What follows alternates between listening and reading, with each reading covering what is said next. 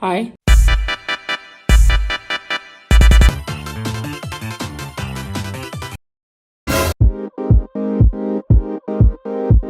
Hi everyone, Amber uploaded her fourth weigh-in titled Opening Up About My Health at 500 Pounds. I would say more like closer to 600, but let's just get started. Hello. Welcome to a new weigh-in video. So today is Tuesday the 15th. Let's literally get right into the questions. Are you in a lot of pain at this size? I have always been big. Even as a kid, I was always the fattest one in the room. That has not changed now. So this means I am used to my size. Like my muscles are like, I am used to this. So no, like I don't have as much pain as what people probably think I have. I always catch people thinking I look uncomfortable or I look like I'm in pain, and it's like I don't feel those things. Let's be real, I don't necessarily think that your muscles are used to being 500 pounds. Realistically, your body is not made to be 500 pounds and to be walking at 500 pounds or waddling at this point at 500 pounds.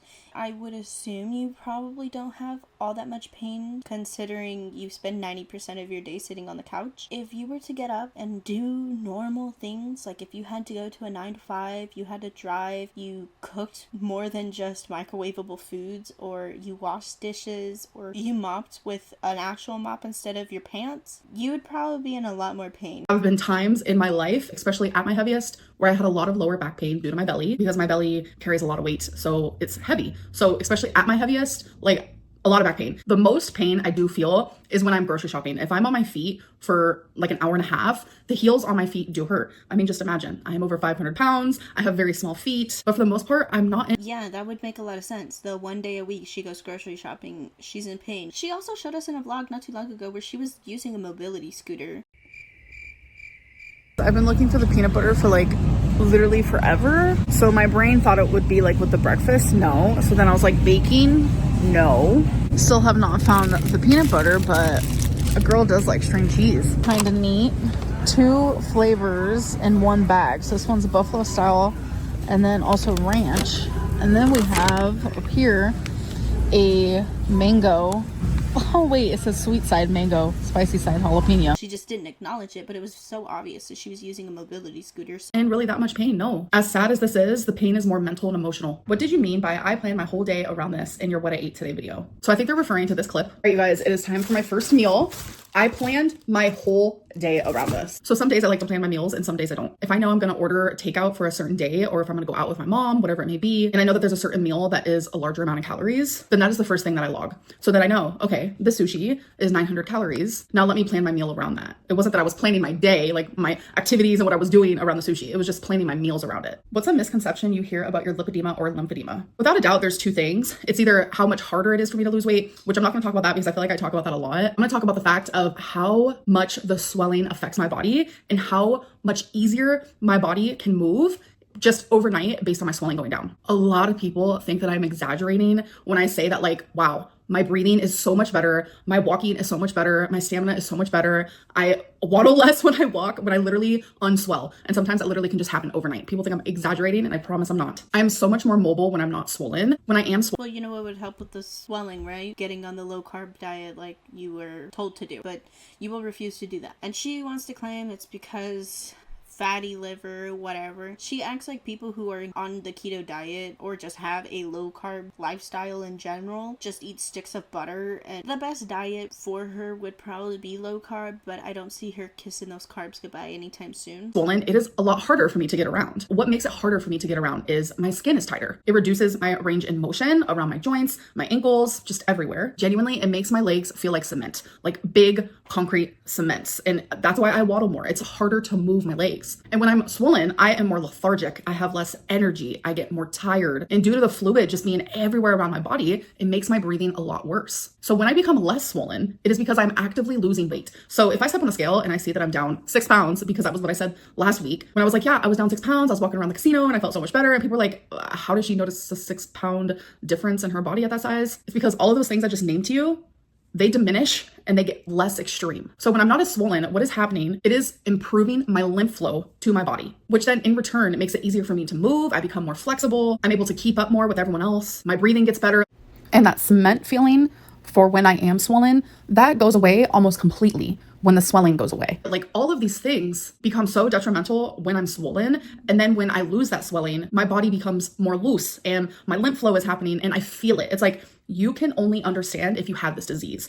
I don't want to be fucked up, but isn't this disease caused by what she has done to her body? Like, I'm not no expert or nothing. Like, I'm not in the medical field. I'm not that knowledgeable about the edemas. Yeah, girl, obviously, if you gain 500 pounds, it's gonna be really hard for you to fucking move. People comparing their body to mine, saying, I don't notice a 6-pound loss because you don't have this illness, you don't have this disease, and be grateful for that. When I lose 6 pounds, yeah, sure, it's water weight. But at the same time, I'm not just losing 6 pounds of water weight, which to a normal person, that's all that would be happening. I'm also improving the flow of my lymph, my fluids. I lose more fluids, I gain more flexibility and motion, and my skin's not as tight. Like, the list can go on and on. So what I'm saying is, it's not the 6 pounds that I'm feeling, it's the symptoms of my lipedema and lymphedema that get better and improve when I am actively losing weight. That is what I'm talking about. So to the average person, to hear me say, oh, I felt so much better after losing 6 pounds, yeah, that's a pretty vague statement. So when you hear me just say that, it's like, girl, what are you talking about? Because I don't sit there and tell you guys about all of the symptoms that actually become less. 90% of this video already has been talking about her edemas. Like,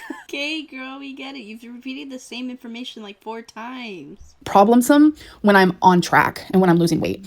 And sad reality is, as easy as it is for me to feel better, it's also really easy for those symptoms to flare up again and get worse again, even by things that like are normal to the average person, like sitting in the car for too long or just walking and being on my feet for an hour. All of those symptoms can come back even if I am on track, because gravity, when my legs are down, my legs become swollen. It's a lot. Lipedema and lymphedema has been detrimental to my life, and it is very confusing and hard to explain to a bunch of people who like don't understand it. And if you do research, not even a lot of doctors understand it. I think having an excess amount of weight in general is detrimental to your life. As well. Are you eating food alone at bingo, or does your mom eat with you? So lately I've been going to bingo with my mom, my stepdad, and my friend, and we all eat food there, and we all eat the same things. Almost everyone at bingo eats, or they have their drinks there because there's a snack bar at every single bingo hall, which gets into the next question, which was actually asked from the same person that just asked that last one. Can you bring your own food to bingo? No, you are not allowed to bring your own food. You're not allowed to bring your own drinks. Everything that you consume in there has to be bought from the bingo hall. All right, guys. If that's the case, then there still is no excuse for you to be going and getting food there, knowing that all of the options are high calorie. Because she said the whole reason that she does eat over there is because, not necessarily because she's hungry, but because it's a bonding moment with her mother. Before bingo, call your mom up and tell her, before we go, come over like an hour and a half earlier so we can cook together and we could eat a good healthy meal and then be full by the time we go to bingo. So buy water, drink water while you're there, and maybe another fucking thing, don't spend 7 hours there. Spend like a few hours so that way when you do get hungry, you're at home by the time you get hungry. Even if you're not hungry, you shouldn't be spending 7 hours there at bingo knowing damn well you have a dog to come home to and walk. Guys, now let's talk about the goals I had last week and did I succeed in them? So my first goal was to order takeout and have it delivered to my home only 3 times a week. And my second goal was to have a better weekend than I did before. So for the takeout, I ordered Hawaiian on Wednesday, McDonald's on Thursday, and Indian on Sunday. So that's 3 times. So I was successful in that goal yet again. So I have been successful in that goal every single week so far. So my second goal of have Again, then lower the goal. Make it 2 times a week now. You've been successful, what, she said 2 weeks in a row? Then make it 2 times. You're already too comfortable at 3 times a week, so now make it 2. a better weekend than I did before. I chose that because the Sunday was horrific and I overate on my calories and I just really did not want that to happen. So was I successful? I was. Yes, I was. So on Sunday, I ordered Indian food and I actually ate that throughout the day. And that was all that I ate, because when you order Indian, they give you a lot of food, especially when you order vegetable biryani. So I was able to split that for 3 meals. And then on Saturday with my family, we actually went out to eat to a burger. She's acting like she's so shocked. It was enough food for me to eat for 3 whole meals. Yeah, that's what it's like to portion out your food like an average person. That's so normal to do. Most people don't eat the entire portion in one sitting. I'm surprised she didn't say, be proud of me. Burger joint, and I got a freaking salad. Everyone got burgers, and then one of my cousins actually got these like spicy wings, and I was like, oh my god, that looks so good. But the fact that I chose to get like a really good salad instead of a burger with fries, it didn't make me feel like I was being controlled by food. It didn't make me feel powerless, which around food sometimes I do feel like that. So yeah, I was successful in both goals. So now Okay, good. Now do the same thing with all other aspects of your life. Like, if you want to order takeout and have it delivered to your home, maybe don't buy McDonald's. Maybe get some other healthier option. I have only one goal for this coming week. So I have a meal plan for this week and I want to follow it 5 days out of the 7. But I will tell you guys next week if I did it. All right, let's talk about how my week went. I counted all my calories and I did not go over at all. So Noom wants me to eat between 2,600 to 3,400. So out of the 7 days, I ate below the 2,600 5 days out of the 7. But then there were 2 days where I ate below the 3,400. So I do weigh in daily. Okay, I don't feel like that's too bad. As long as it's not in the higher range, I'd probably prefer it to be one day, where one day she had sort of like a cheat meal or whatever. But honestly, at this point, she really should not be having cheat meals. She should be like, it's now or never. So daily, because Noom wants you to do that, and I have been enjoying it. Like, it hasn't been bothering me seeing the fluctuations. I know that like the second week, no matter what diet I'm doing, I never lose that much weight. I could be counting calories, I could be doing Weight Watchers, I could be doing Jenny Craig. This has happened on semaglutide, Ozempic. Like, it literally doesn't matter. So when the scale was going like this the whole week, I was like, okay, this is the second week. That's usually exactly what happens, because this was the second week of me doing Noom. So anyways, let's get into my weigh-in. Last week I was 518.0, and today I was... Is this gonna be a new thing? I have to do drums every time before I tell you guys my weight. Today I was 517.0.